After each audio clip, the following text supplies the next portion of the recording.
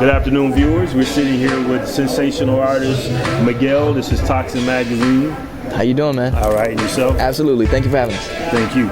We just want to start out with you just telling us, how did you break onto the scene of the business? Oh man, it took a long time. You know, I've been working, at being or releasing music as a professional recording artist since I was 14. So I'm 24 now, and we've just, we've had a chance to release music, but it's just been, a lot of persistence, hard work. My music made it to the ears of Mark Pitts at By Storm Jive, and he heard songs like Sure Thing and Quickie, and he flew me in, and the rest is kind of history.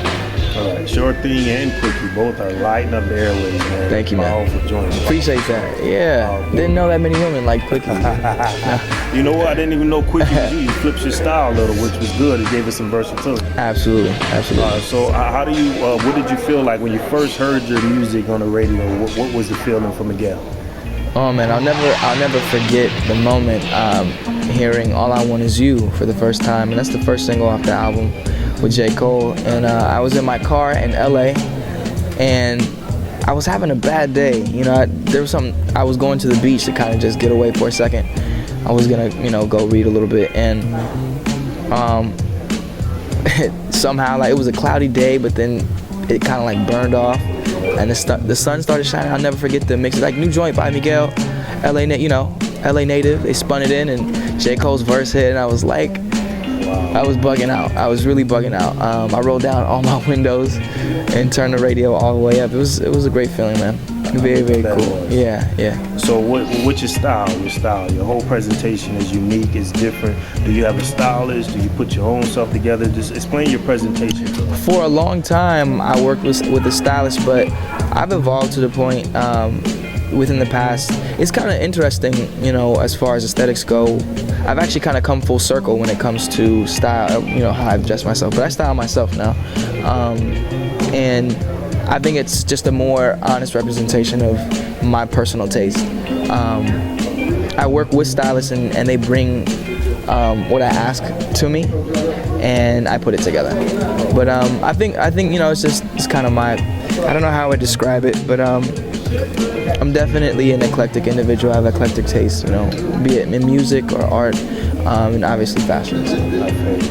Now, your first album is playing, it's fire. It's Thank you, man. Appreciate blowing that. Up the airways. Thank you, man. Hot singles. Listening to your CD is refreshing to the industry today. Thank you. Now, they say the sophomore CD is one of the hardest ones. That's the tell-all. Mm-hmm. What's some strategies you're using to make that sophomore CD keep us, the Miguel fans, going? To be completely honest, I don't have any strategy. The only thing I can say is that I feel like my fans have fallen in love with my music because the songs are rooted in emotion, and there's a vulnerability and an honesty that is seldom found in urban music at this point in time. And I feel like it's lacking, and I think that's why people enjoy my music. And so, with that in mind, I think that's at the hierarchy of importance when it comes to making music. And for the next album, that's what it's going to be. It's just great songs, and I mean, the textures that the songs will be over will be a step further in pushing the boundaries of what I've already introduced my fans to.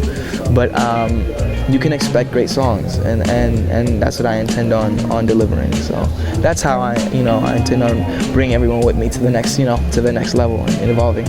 Right. Do you have any collabos you admire or want to do, or any?